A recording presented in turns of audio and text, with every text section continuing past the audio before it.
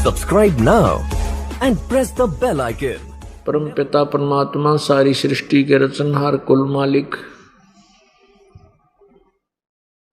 कबीर देव, कबीर प्रभु, कबीर साहब, ये वही परमात्मा हैं जो बनारस में, वाराणसी में, काशी में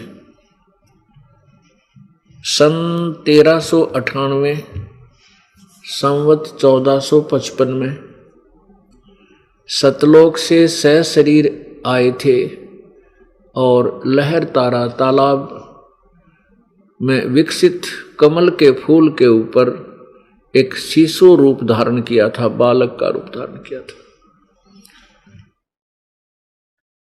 परमेश्वर कबीर जी का जन्म किसी मां से नहीं हुआ था, केवल ये एक प्रभु हैं जो स्वयंभू हैं, परिभू हैं, कबीर मनीषी। इनका शरीर शुक्रम अकायम ऐसनाविरम। परमात्मा कबीर जी का शरीर माता पिता के योग से बने हुए शुक्र से नहीं बना, वो शुक्र से बनी हुई काया नहीं है। परमात्मा का शरीर नाड़ियों के जोड़ जुगाड़ से नहीं बना है, ऐसनाविरम। वो स्वयंभू है। परमात्मा का शरीर अछिद्रम है और वो परमात्मा स्वयंभू हैं। वो कबीर जी हैं जो बनारस में 120 वर्ष तक एक जुलाहे की भूमिका करके सहशरीर आए थे, सहशरीर चले गए थे।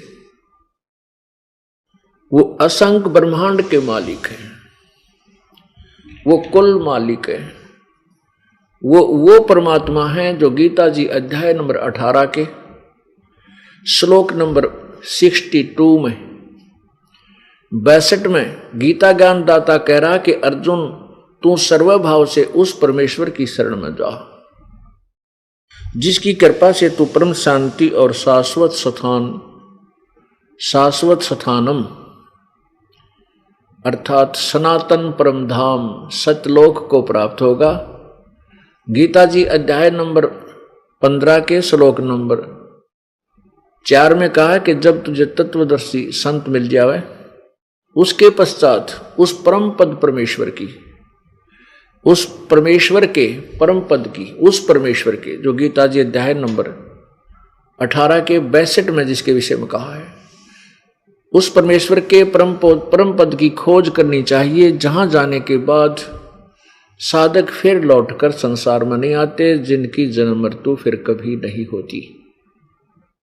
वह पूर्ण मोक्ष प्राप्त करते हैं। और जिस परमेश्वर ने, ये वही परमेश्वर है जिसने पूरे ब्रह्मांडों की रचना की है।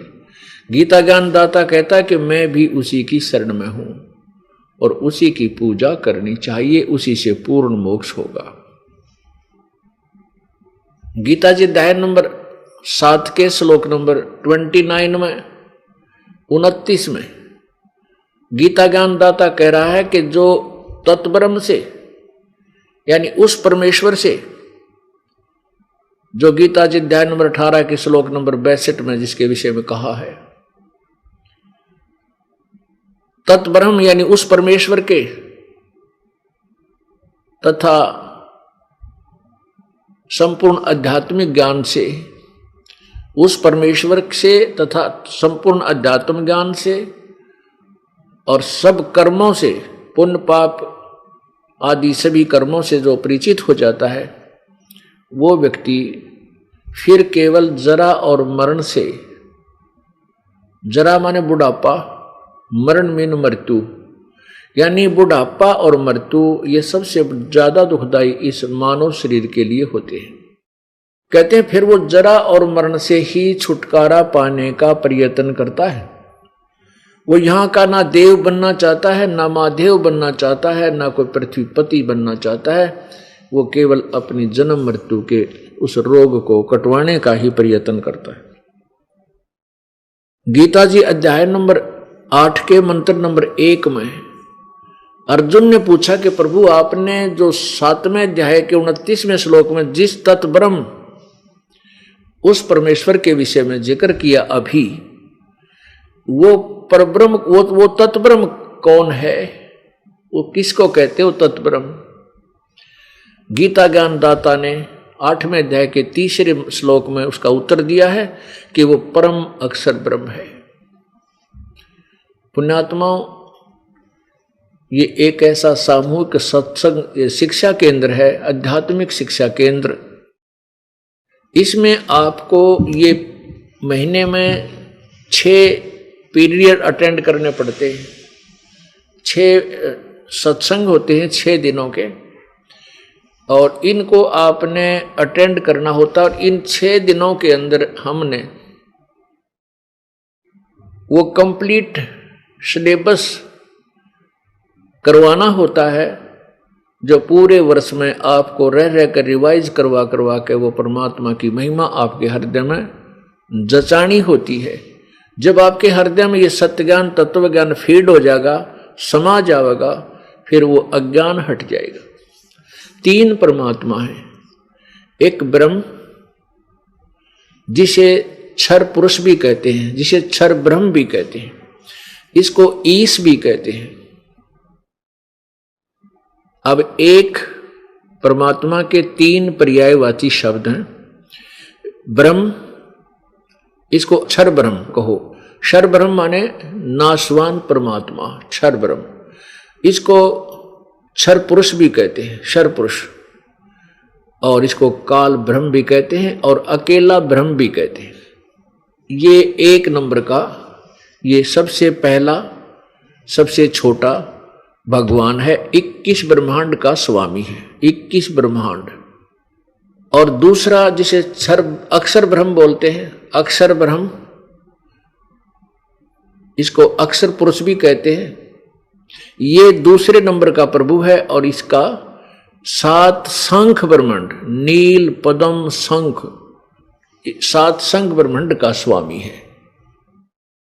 और तीसरे नंबर का जो परमात्मा है वो परम अक्षर ब्रह्म, उसको परम अक्षर पुरुष भी कहते हैं, उसे सत्य पुरुष भी कहते हैं। सत्य पुरुष माने वास्तविक अविनाशी परमात्मा, और उसको पूर्ण ब्रह्म भी कहते हैं, उसको पार ब्रह्म भी कहते हैं। एक पर ब्रह्म और पार ब्रह्म में अंतर है। पर ब्रह्म ये 7 शंख ब्रह्मांड का मालिक है, और पार ब्रह्म कहो, पार माने सबसे पार, सबसे आखिर वाला, यानी सबसे टॉप मोस्ट, इसे पूर्ण ब्रह्म भी कहते हैं, सत्य पुरुष भी कहते हैं, इसको अकाल मूर्त भी कहते हैं, इसी को शब्द स्वरूपी राम भी कहते हैं, इसी को सतपुरुष भी। वही सतपुरुष कहो चाहे सतपुरुष, ये भाषा भिन्न है।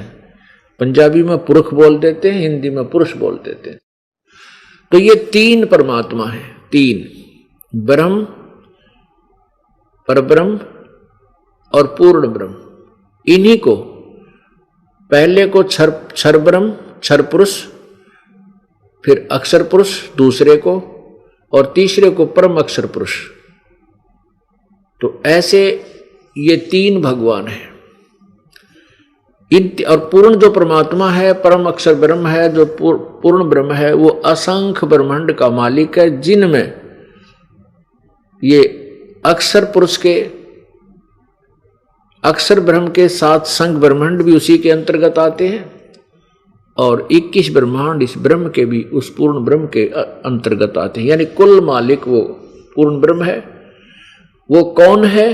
वो कबीर है, वो कबीर देव है। वेदों में उसे कबीर देव कहा है, कुरान शरीफ में उसे कबीर, अल्लाह कबीर कहा है, अल्लाह अकबर।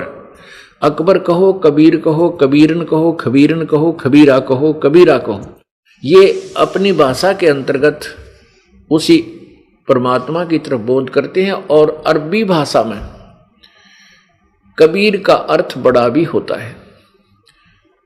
अब उन भोली आत्माओं ने उसका अर्थ अल्लाह अकबर का अर्थ कर दिया, बड़ा भगवान।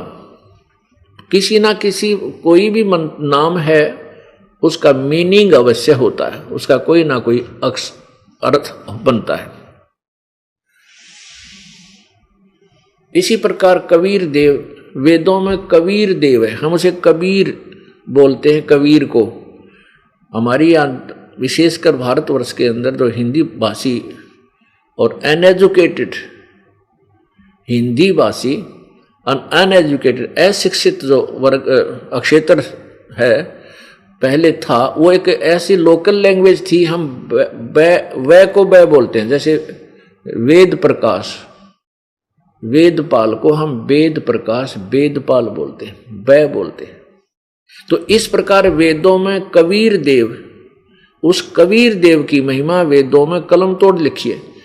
तो इन्होंने अनुवादकर्ताओं ने संस्कृत के से हिंदी में अनुवादकर्ताओं ने कवि का अर्थ, कबीर का अर्थ उन्होंने कवि कर दिया और देव का अर्थ परमेश्वर कर दिया। उन्होंने कवि परमेश्वर कर दिया।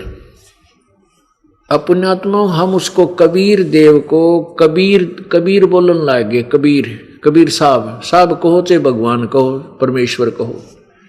तो ऐसे ये भाषा भिन्न अपने अपने भाषा में परमात्मा के नाम, जैसे उपमात्मक नाम है। साहब कहो, साहिब कहो, राम कहो, खुदा कहो, गॉड कहो, अल्लाह कहो या रब कहो, ये सब शक्ति बोधक शब्द हैं और परमात्मा के ही सूचक हैं, बोधक हैं। अब परमात्मा में अंतर होता है। जैसे ब्रह्मा विष्णु महेश भी भगवान हैं। अब आपको थोड़ी सी भगवान की यानी परिभाषा प्रभु की बतानी पड़ेगी, डेफिनेशन ऑफ गॉड, क्योंकि अभी तक हम परमात्मा की परिभाषा से भी परिचित नहीं है। भगवान किसे कहते हैं? अब जैसे किसी विभाग में सभी अधिकारी होते हैं और वो सभी साहब कहलाते हैं, जैसे तहसीलदार साहब, एसडीएम साहब, फिर डिप्टी कमिश्नर यानी डीसी साहब, फिर कमिश्नर साहब, फिर मंत्री साहब, मुख्यमंत्री साहब, प्रधानमंत्री साहब और फिर राष्ट्रपति साहब। ये सभी साहब कहलाते हैं, परंतु इनकी शक्ति में दिन और रात का अंतर होता चला जाता है और बोले जाते हैं सभी साहब। ऐसे ही ब्रह्मा विष्णु महेश ये भी साहब हैं, ये भी गॉड हैं, भगवान हैं, प्रभु हैं। ये कितने प्रभु हैं? जैसे तहसीलदार कितना साहब है, एसडीएम कितना साहब है, डीसी कितना साहब है और कमिश्नर कितना साहब है और मंत्री और कितना साहब है। ऐसे हमने ये साहब लाना। मंत्री एक प्रांत में, राज्य जो स्टेट का मंत्री जो होते हैं वो एक विभाग का इंचार्ज होता है और मुख्यमंत्री कितना साहब होता है? वो एक स्टेट का इंचार्ज होता है। और प्रधानमंत्री कितना साहब है? वो ऐसे मुख्यमंत्रियों के ऊपर, जैसे भारत में बहुत सारी स्टेट हैं, 29-30 जो राज्य हैं, उन सब के ऊपर वो सब का साहब है। वो भी साहब है लेकिन वो पूरे भारत का साहब है। इस प्रकार हमने परमात्मा की परिभाषा को समझना है। ब्रह्मा विष्णु महेश ये एक ब्रह्मांड में एक विभाग के मंत्री हैं। एक स्टेट में समझ लो, एक स्टेट में जैसे मंत्री होता है ऐसी सती थी इनकी। एक ब्रह्मांड में एक एक विभाग के 3 मंत्री हैं। रजगुण विभाग के ब्रह्मा जी, सतगुण विभाग के विष्णु जी और तमगुण विभाग के शिव जी। इनका पिता जो ब्रह्म है, जिसको क्षर ब्रह्म अभी आपको बताया, क्षर ब्रह्म भी बोलते हैं, क्षर पुरुष भी कहते हैं, ये एक ब्रह्मांड में एक मुख्यमंत्री का रोल करता है, भूमिका करता है। ये एक ब्रह्मांड में ऐसे ये अपने 21 ब्रह्मांडों में स्वयं मुख्यमंत्री पद को प्राप्त करता है और उसके अंदर प्रत्येक ब्रह्मांड में अलग ब्रह्मा, अलग विष्णु, अलग शिव है। इस प्रकार ये सभी भगवानों की सतिथि आपको बता दी। ये सभी राम हैं, ये सभी अल्लाह कहलाते हैं, इनको गॉड भी कहते हैं। लेकिन ये कितनी सतिथि के भगवान हैं, ये आपको परिचय दिया।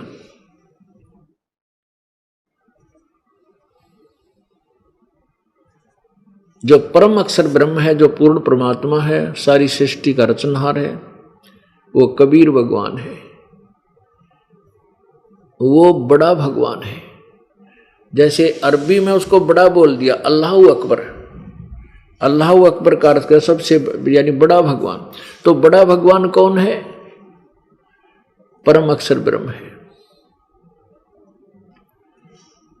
तो इससे सिद्ध हुआ कि कोई छोटा भगवान भी है। जब हमने किसी को आगे बड़ा लगाया है तो कोई छोटे भी हैं। जैसे हमने पूर्ण परमात्मा लिखा है तो अपूर्ण भी है वो, अन्य कोई अपूर्ण भी है, पूरे नहीं है। तो ऐसे ही समझना हमने कि जैसे ब्रह्मा विष्णु महेश ये पूर्ण परमात्मा नहीं है, ये प्रभु हैं। परमात्मा का अर्थ होता है उच्च आत्मा, श्रेष्ठ आत्मा। ये हम व्यक्तियों से, देवताओं से, ऋषियों से, इनसे श्रेष्ठ है। इसलिए ये परम आत्मा के पद को प्राप्त है, साहब पद को प्राप्त है। ये परमात्मा अल्लाह यानी गॉड पद को प्राप्त है। लेकिन कितने गॉड हैं, कितने अल्लाह हैं, कितने खुदा हैं, ये आपको बता दिया। इनकी जन्म मृत्यु भी होती है। ब्रह्मा विष्णु महेश अविनाशी नहीं है, इनकी जन्म और मृत्यु होती है।